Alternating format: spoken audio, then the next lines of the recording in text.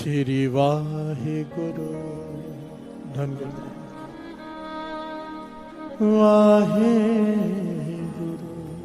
अब भी थोड़ा फट रहा है, आवाज में सारी फट रही है।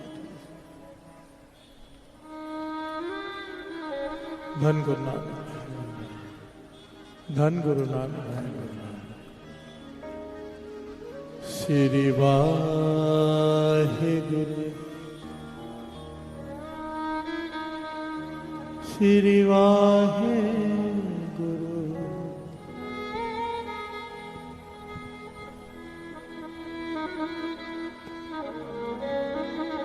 श्री वाहिगुरु।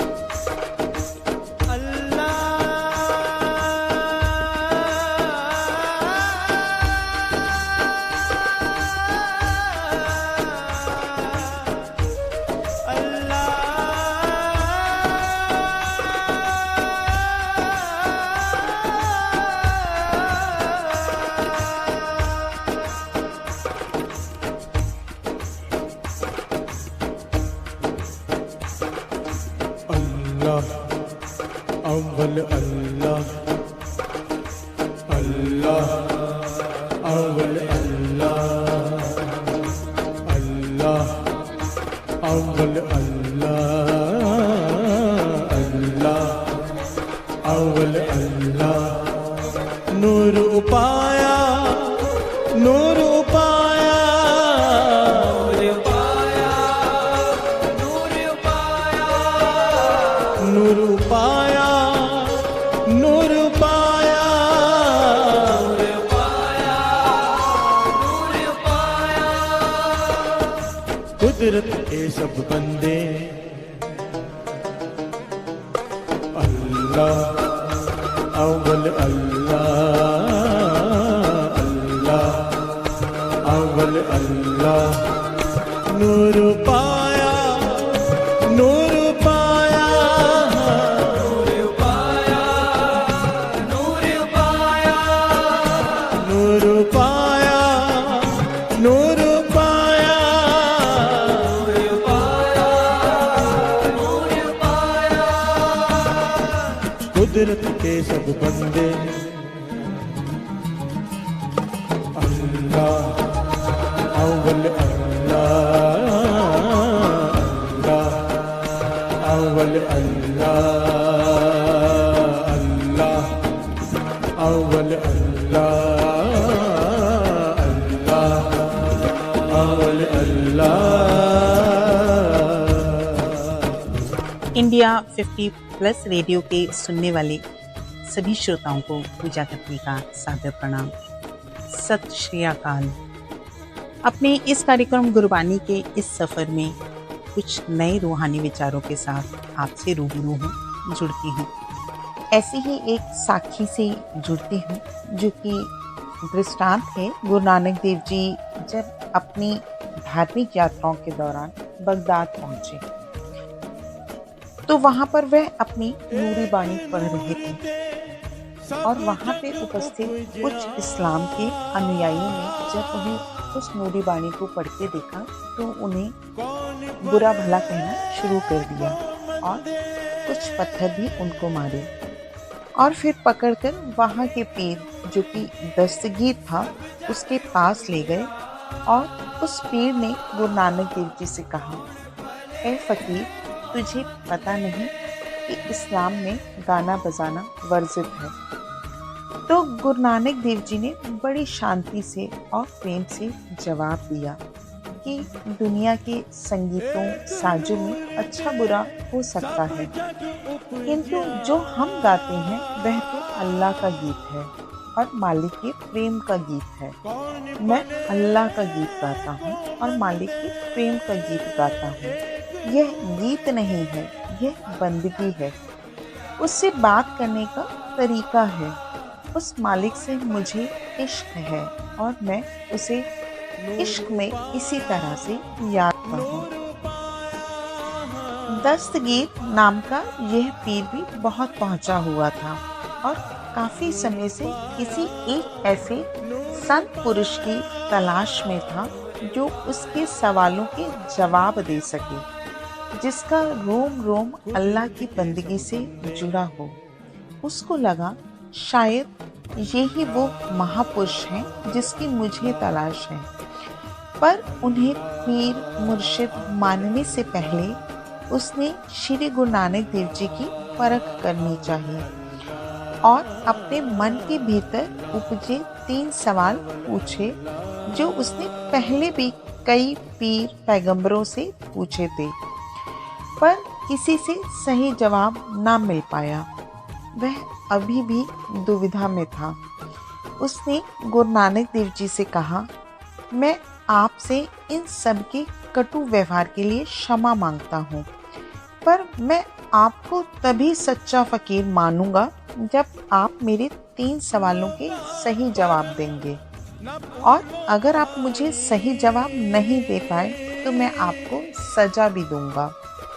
श्री गुरु नानक देव जी ने मुस्कुराते हुए कहा, मैं जानता हूँ कि तुम्हारे मन में अनंत सवाल हैं और जानने की जिज्ञासा भी। मैं तुम्हें तुम्हारे सवालों के जवाब दूंगा और मैं जानता हूँ कि इन सवालों के जवाब पाकर तुम उस प्रेम सागर में डूब जाओगे और बंदगी से जुड़ सकोगे जिसकी तुम खोज कर रहे हो और सवाल पूछने के लिए कहा।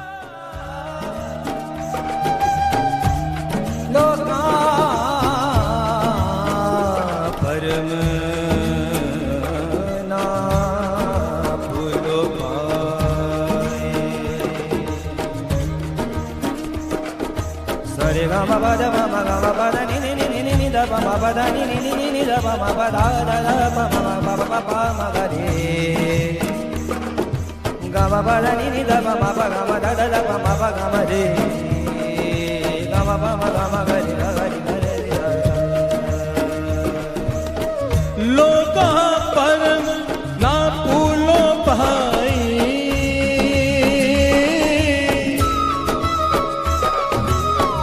परम न भूलो पाए। लोका परम ना भूलो भाई, परम न भूलो भाई। खालक खलक खलक में खालिक,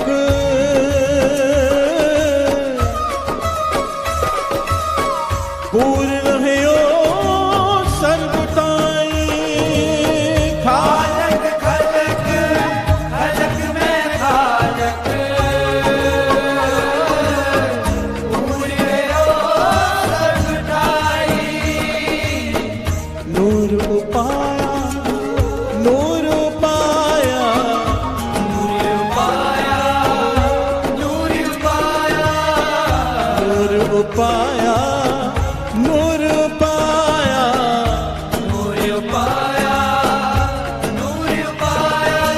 कुदरत के सब बंदे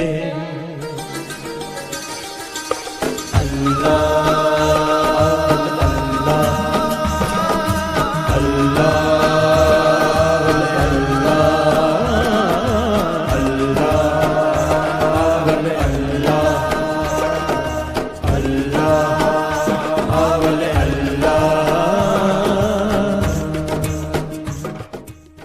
तब पीर ने पहला सवाल पूछा कि उस ईश्वर परमात्मा से पहले कौन था, और अगर वह वो है तो रहता कहाँ है, और फिर वो करता क्या है। ये मेरे मन की जिज्ञासा है, और आप अगर इसके जवाब दे सको तो मैं आपका बहुत आभारी रहूँगा। श्री गुरु नानक देव जी ने कहा, आपके ये सवाल उतने कीमती हैं जितने आपके पास मोती से भरी रखी ये थाली, और मेरा जवाब इसी में है। सब लोग पीर के पास पड़ी हुई मोतियों से भरी थाली को देखने लगे। श्री गुरु नानक देव जी ने कहा, आप ये मोती की गिनती करो और बताओ आपका सवाल क्या था, और उसका जवाब इसी में है, मैं आपको बताऊंगा। सब लोग हैरान थे, पर हुक्म की प्रतिपालना थी। पीर ने मोती की थाली उठाई और गिनना शुरू किया। उसकी गिनती अरबी में थी 1, 2, 3, और गुरु नानक देव जी ने उसे रोक दिया कि तुम गलत गिन रहे हो। तब उसने बड़े ताज्जुब से गुरु नानक देव जी की ओर देखा और पुनः गिनती शुरू की। जैसे ही पुनः 1, 2, 3 और फिर गुरु नानक देव जी ने उसे रोक दिया, वह ताज्जुब और संशय में था कि मेरी गिनती तो ठीक है, पर फिर भी उसने गुरु नानक जी को कहा कि मैं जहाँ गलत बोलूं आपको लगे आप मुझे रोक देना, और पुनः गिनती शुरू कर दी। 1। वैसे ही गुरु नानक देव जी ने उसे रोक दिया और हाथ पकड़ लिया। बोले, आप यहाँ गलत हो। पीर हंसने लगा और बोला, मैं तो समझा था आप बहुत बड़े फकीर हो, बाबा हो, पर आपने तो मुझे एक पर ही रोक दिया। आखिर एक में क्या गलती है? तब गुरु नानक देव जी ने कहा, यही तो गलती है, तुम एक से शुरू कर रहे हो और एक से पहले क्यों नहीं? एक से पहले शुरू करो। तब पीर ने कहा, एक से पहले तो कुछ नहीं है, सब कुछ एक से शुरू होता है। उस पर गुरु नानक देव जी ने कहा, यही तो तुम्हारे पहले सवाल का जवाब है कि एक से पहले कुछ नहीं था। सब कुछ उस एक से शुरू हुआ, ना ही उसे किसी ने जन्म दिया और ना ही वह किसी के मिटाने वाला है। उस एक को प्रणाम करो, उससे पहले कोई नहीं था, वो नाश रहित है, वो हमेशा था और हमेशा रहेगा। गुरबाणी में इसे कुछ यूं कहा गया, आदेश इसे आदेश, आद अनिल अनाथ अनाहत जुग जुग एको वेश। उस परमात्मा को प्रणाम करो जो पहले से था, शुरुआत से है और सदा ही रहेगा, जो सदा से है और सदा ही रहेगा। दस्तगीर की आंखों में यह सुनते ही चमक आ गई, जैसे उसे कोई बहुत बड़ा खजाना मिल गया हो, और चेहरे पे एक अलग से मुस्कान थी। फिर उसने बड़े प्रेम से श्री गुरु नानक देव जी से अपना दूसरा सवाल पूछा कि ए बाबा, वो रहता कहाँ है? गुरु नानक देव जी ने कहा कि मैं तुम्हारे दूसरे सवाल का जवाब भी जरूर दूंगा, पर पहले थोड़ा दूध तो मंगवाओ। पीर ने सोचा ये दोनों बहुत दूर से आए हैं और यकीनन इन्हें भूख लगी होगी। तुरंत दूध मंगवाया गया। बड़े बर्तन में दूध आया और पीने वाले बर्तन साथ में थे। जैसे ही पीर ने पीने वाले बर्तनों में दूध डालने की कोशिश की। गुरु नानक देव जी ने रोक दिया, बोला इस दूध में क्या है। तब पीर को लगा दूध में शायद कुछ गिर गया है। उसने फिर से देखा और ध्यानपूर्वक बर्तन में दूध डालने लगा। गुरु नानक देव जी ने फिर से रोका और बोला दूध में क्या है। पीर ने गौर से देखा पर कुछ खास समझ नहीं आया। तब श्री गुरु नानक देव जी से कहा इसमें कुछ भी नहीं है। तो गुरु नानक देव जी ने उसे जवाब दिया इसमें घी है। पीर ने कहा हाँ है, वो तो हर दूध में होता है। तब गुरु जी ने कहा बताओ इसमें घी कहाँ है। पीर ने कहा इसमें घी तो है, पर उसे देखने के लिए निकालने के लिए दूध को एक रासायनिक प्रक्रिया से गुजरना पड़ता है। तब श्री गुरु नानक देव जी ने उसे जवाब दिया यही तो है तुम्हारे दूसरे सवाल का जवाब। जैसे दूध में घी है और वैसे ही दूध की तरह हम सब दुनिया में हैं।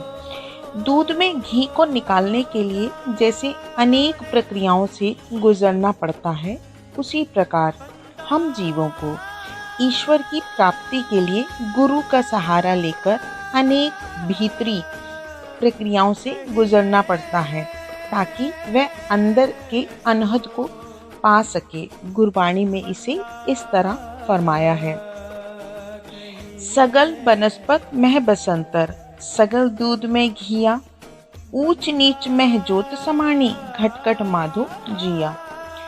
जैसे हर लकड़ी में आग है, हर दूध में घी है, गुरुजी फरमाते हैं कि वैसे ही हर एक में उस रब्बी की जोत है। अब तो आप यकीनन समझ गए होंगे कि परमात्मा कहाँ है। तब पीर ने कहा हमें तो पढ़ाया जाता था कि परमात्मा 7वें आसमान पर है, पर मुझे लगता था कि वो हमारे पास है, और आज आपकी बात सुनकर महसूस हुआ कि वो वास्तव में हम सबके भीतर ही हैं। अब पीर ने हाथ जोड़ लिए और कहा मेरे तीसरे सवाल का भी जवाब दे दीजिए ताकि कोई शंका मेरे अंदर ना रह जाए।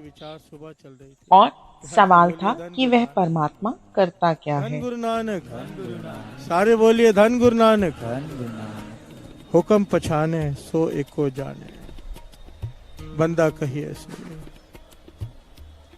हुक्म हर से बोलिए धन गुरु नानक।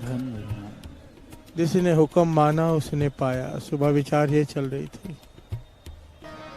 हुक्म पछाने सोए को जाने,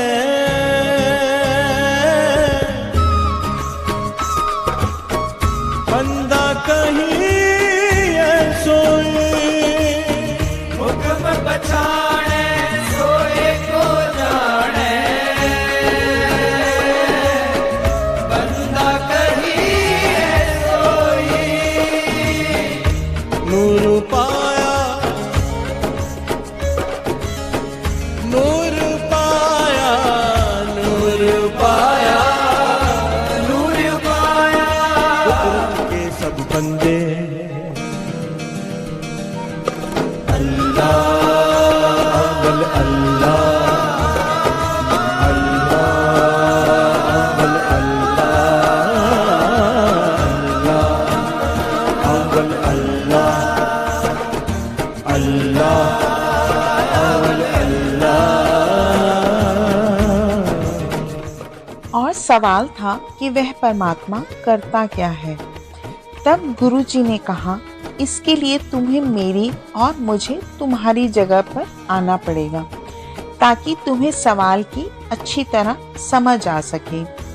पीर बिना किसी देर के श्री गुरु नानक देव जी के पास नीचे आकर बैठ गया और गुरु जी को अपना आसन दे दिया। मर्दाना जी के पास बैठे देखकर पीर से जुड़े सभी लोगों को बड़ी हैरानी हुई कि हमारा पीर नीचे बैठा है, पर वह तो सच की खोज में था, इसलिए उसे कोई आपत्ति नहीं थी। काफी देर गुरुजी आंखें बंद करके बैठे रहे। तब पीर ने कहा आपने मेरे सवाल का जवाब नहीं दिया। तब गुरु ने कहा, वह यही तो करता है। पीर ने पूछा, क्या करता है? तब गुरुजी बोले कि सिंहासन पे बैठे को नीचे बैठा देता है और नीचे बैठे को तख्त पर बैठा देता है। यही करना उस परमात्मा का काम है, जिसका भाव है कि उसकी रजा है कि वह पल भर में राजा को रंग और रंग को राजा कर देता है। वह चाहे तो भरे को खाली और खाली को भरा, पंडित को मूर्ख और मूर्ख को पंडित। यह संसार उसी ने पैदा किया है और उसकी मौज के अंदर ही चल रहा है। जैसे गुरबाणी में भी लिखा है, छिन में राव रंग को करिए राव रंग कर डारे, रीते भरे भरे सरनावे यह ताको व्यवहारी। यह उसका विभाग है। अब 10 सिगीर को अपने सभी सवालों का जवाब मिल चुका था। गुरु नानक देव जी ने कहा, यह सारा संसार उसके हुक्म से बना है और जो उसके हुक्म को जान लेता है वो ही संसार में खुश रहता है, उसके भाणे और रजा में रहता है। इस दृष्टांत का आखिर में एक ही संदेश था जो गुरु नानक देव जी ने कहा कि सृष्टि को बनाने वाला कोई ना कोई अवश्य है, वह है कुल मालिक परमेश्वर। मूल रूप से आत्मा प्रभु रूपी सागर की बूंद है, परंतु लंबे विछोह के कारण अपने स्रोत को भूल गई है।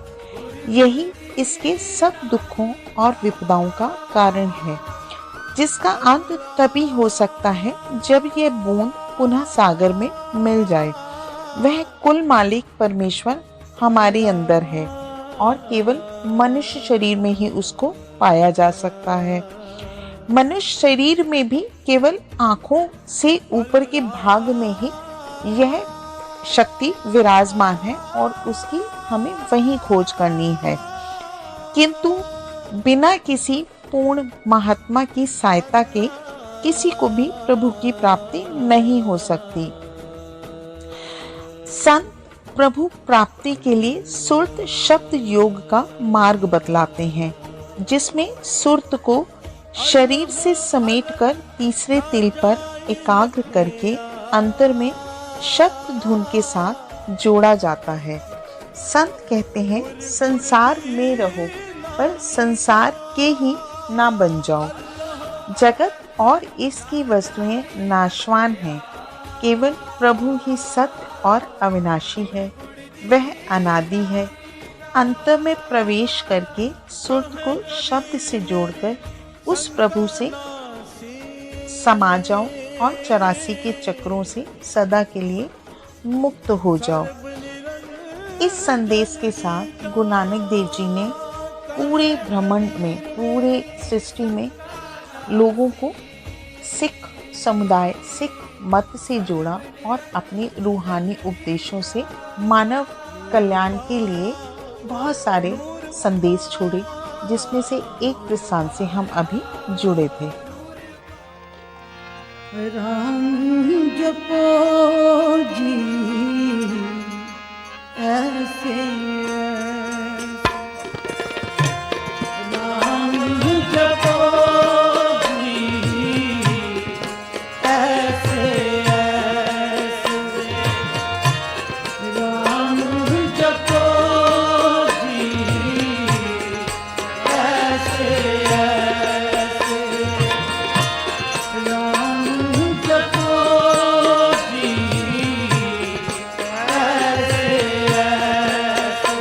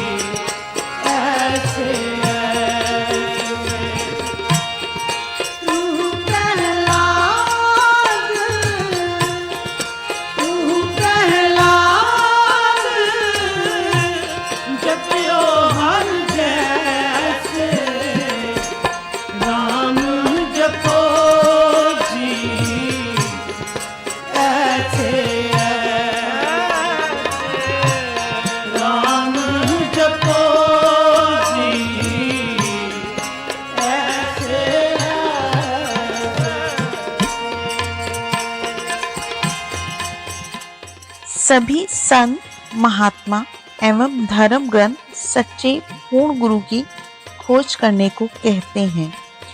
गुरु ग्रंथ साहिब तथा पलटू साहिब, दादू साहिब, कबीर साहब व अन्य संतों की वाणी में भी इस बात पर बल दिया गया है। मौलाना रूम, शम्स परवेज, हाजिफ आदि मुसलमान संत भी मुर्शिदे अकामिल अर्थात पूरे गुरु की महिमा गाते हैं। बिना पूरे गुरु के तो अंधे के द्वारा अंधे का मार्गदर्शन जैसी बात हो जाती है। कबीर साहब लिखते हैं, जाका गुरु है आंधरा, चेला निपट निरंध, अंधे अंधा ठेलिए दो कूप परंत। और गुरु नानक देव जी लिखते हैं, गुरु जिनादा अंधला चेले नाही ठाओ। इसलिए पहली बात यह है कि पूरे गुरु की, पूर्ण गुरु की खोज की जाए। जब पूर्ण सतगुरु से मिलाप होगा तो वे समझाएंगे कि प्रभु का निवास हमारे अंदर है। हमारा शरीर प्रभु का निवास स्थान अथवा सच्चा हरि मंदिर है। जिसने अपने अंदर प्रभु के दर्शन नहीं किए हैं उसे बाहर भी दर्शन नहीं हो सकते। जो लोग बाहर प्रभु की खोज करते हैं वे भ्रम में भटकते फिरते हैं। शरीर के 6 चक्रों में भी प्रभु नहीं मिल सकता, जैसे कि योगी समझते हैं। प्रभु को तीसरे तिल के ऊपर ही पाया जा सकता है और उसको प्राप्त करने की युक्ति कोई पूर्ण महात्मा, कोई सच्चा गुरु ही बतला सकता है। जब तक आत्मा मन और इंद्रियों के पंजे से निकलकर ब्रह्म अथवा पार ब्रह्म के मंडलों को पार नहीं कर लेती, तब तक सही मायने में गुरुमत समझ नहीं आ सकता। गुरु हमें आत्मिक मार्ग का भेद देकर इस पर चलने की विधि समझाता है। वह हमें बताता है कि किस प्रकार शरीर को खाली करके मालिक के महल के द्वार अर्थात 10वें द्वार में प्रवेश करना है।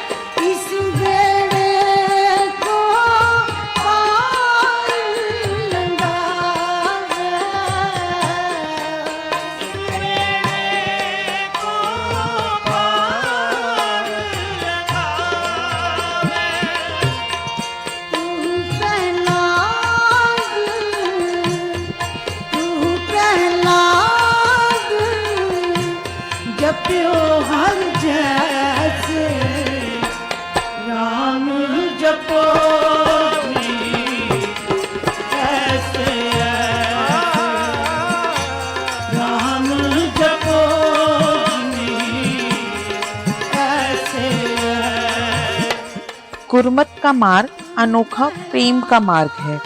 जब गुरु की बताई युक्ति के अनुसार मन तथा आत्मा की धाराएं शरीर के 9 द्वारों को खाली करके दोनों आंखों के बीच में तीसरे तिल पर भूमध्य में इकट्ठी हो जाती है, तब गुरुमत का आरंभ होता है।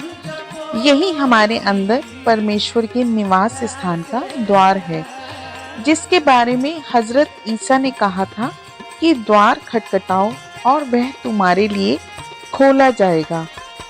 सतगुरु उपदेश देते हैं कि इस द्वार को खटखटाने का ढंग अपनी सुर्त को शरीर के द्वारों से निकालकर तीसरे तिल में एकाग्र कर लेना है। जब हम मन और आत्मा को इस केंद्र अर्थात तीसरे तिल से नीचे रहने देते हैं तो हम असल में उन्हें बाहर भटकने और अपने अमूल्य समय और शक्ति को नष्ट करने की छूट दे देते हैं। जब हम अभ्यास करके मन और आत्मा को अष्टदल कमल अर्थात तीसरे तिल पर जो कि हमारे माथे के भूमध्य में जहाँ हम तिलक लगाते हैं, उस स्थान पर लगातार हो रहे अनहद शब्द रूपी दिव्य संगीत को सुनने लग जाते हैं, जिसको बाइबल में वर्ड या लागास कहा गया है। इस तरह आत्मा परमात्मा के शब्द की ओर खिंचती है और उसकी अंतर में ऊपर की ओर उड़ान अथवा उन्नति शुरू हो जाती है। उसके सम्मुख एक नए आनंदमय जगत के द्वार खुल जाते हैं। ब्रह्मांड की झांकियां दिखाई देने लगती हैं। सद्गुरु की कृपा से आत्मा नाम का रस पीकर अमर पद पा लेती है। मिलती हूँ अगले हफ्ते किसी और नए कुछ रूहानी उपदेशों के साथ अपने इसी कार्यक्रम गुरबाणी के तहत। आप सभी सुनने वाले श्रोताओं को पूजा खत्री की ओर से सादर प्रणाम, नमस्कार, सत श्री अकाल।